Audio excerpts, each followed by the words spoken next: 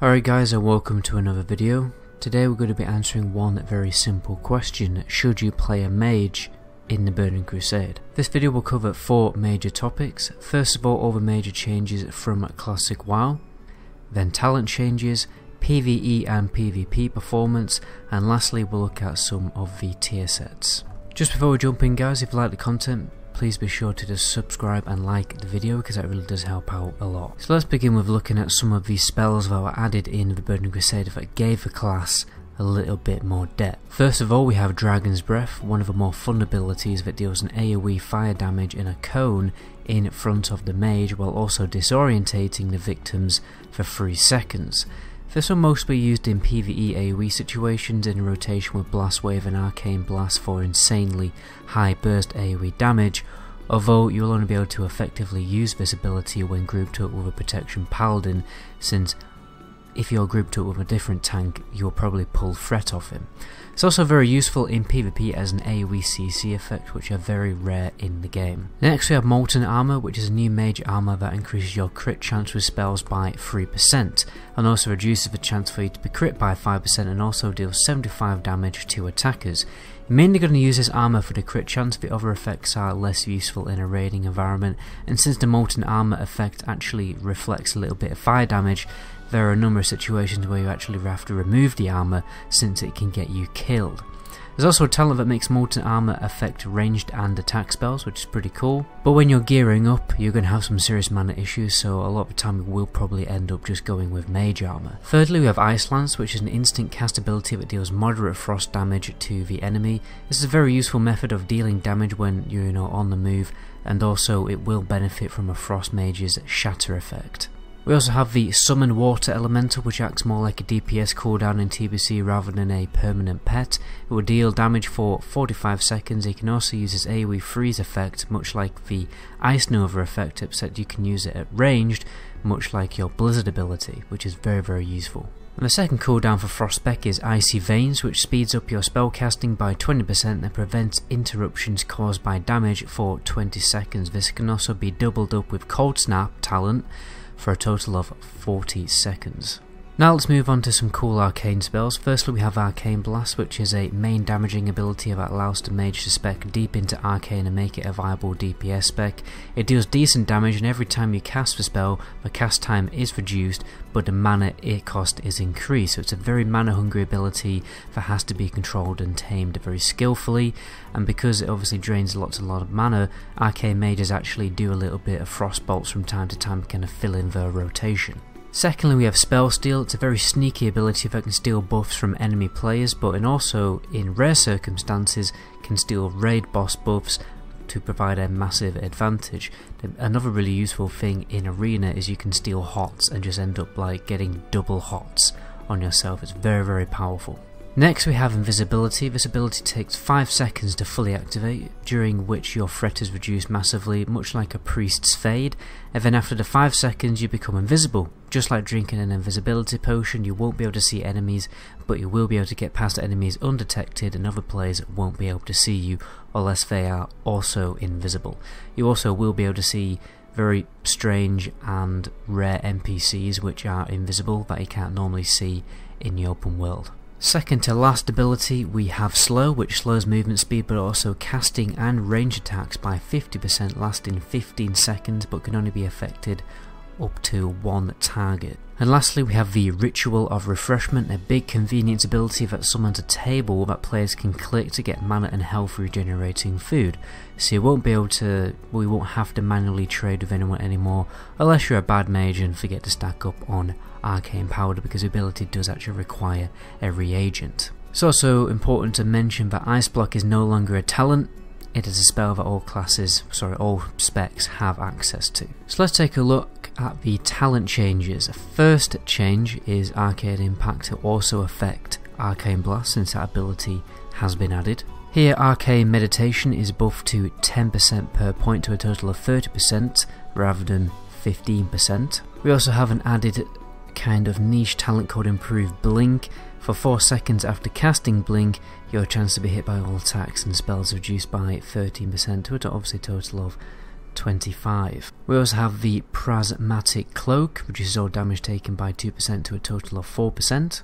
Arcane Instability increases your spell damage and spell critical strike chance by 1% to a total of 3%. Arcane Potency increases your critical strike chance of any spell cast while clear casting by 30%.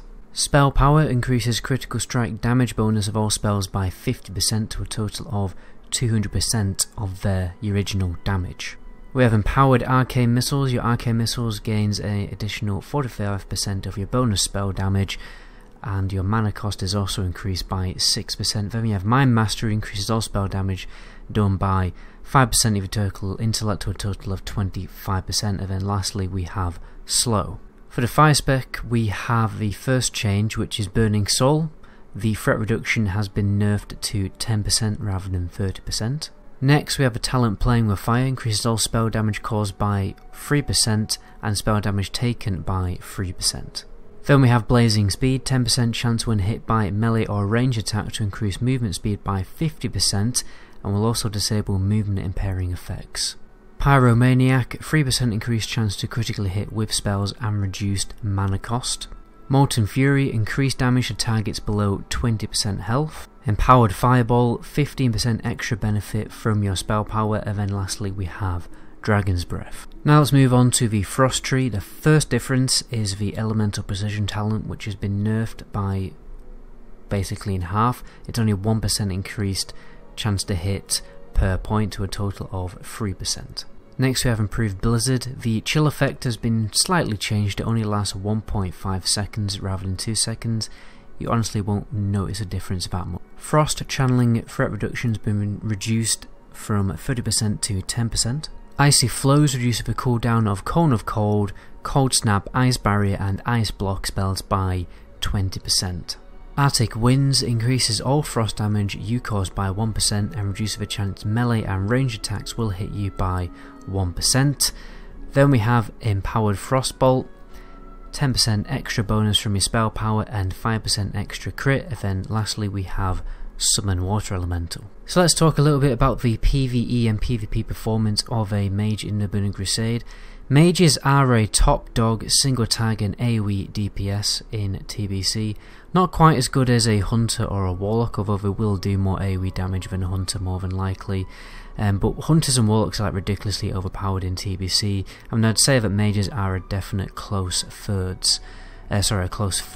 Most raids are going to bring at least 1 to 2 Mages to a 25-man raid group. So the last time when I was streaming on my Mage, the general opinion of most people was that every Mage spec is viable for raiding. Fire spec is the top dog spec most of the time. Frost is great for AoE tank in dungeons and trash in raids, so still very useful, and Arcane has a moment to be the top dog with tier 5 gear. There's also an Arcane Frost spec that is very powerful when undergeared for raiding, since it gives you 10% extra spell hit rating, which means you don't have to stack as much spell hit rating in order to actually hit the boss, guaranteed. And you also get to take advantage of double Icy Veins cooldown for a total of 40 seconds, which is pretty good. In PvP I would consider them to be a top tier class, a tier A class, not quite a tier S class like a Warlock or a Resto Druid, because again they're really overpowered in arena, but still a very, very strong class with a very high skill cap. They could probably be a tier S class in all honesty, but you will have to, really pull your pants up and get as skilled as humanly possible, probably playing about 8 hours a day for you to get really, really skilled at playing a Mage, because yeah, like I said, it has a very high skill ceiling. So let's take a little look at the tier sets. Unfortunately, Mage don't get a massive amount of love when it comes to tier sets in TBC, unfortunately. It's just my opinion anyway. I don't think they just look that impressive compared to other classes. So first of all we have tier 4. The 2 set bonus gives you a 100% chance to avoid interruption caused by damage while casting Fireball or Frostbolt, so that's pretty useful in PvP as well actually. Reduce the cooldown on Presence of Mind by 24 seconds, Blast Wave by 4 seconds and Ice Block by 40 seconds. Here we have tier 5, and if you just look at this set here, it looks more like a dungeon set than an actual raid set, if you know what I mean. It doesn't look massively impressive in my opinion, but anyway, The 2 set bonus increases the damage and mana cost of Arcane Blast by 20%. Your spell critical strikes grant you up to 70 spell damage for 6 seconds. And here we have the tier 6 set. So the 2 set bonus increases the duration of Evocation ability by 2 seconds. And then the 4 set bonus increases the damage of your Firebolt, Frostbolt and Arcane Missiles abilities by 5%. But anyway guys, that's where I'm going to end the video there. My name is Medigoblin. Until my next video, ciao.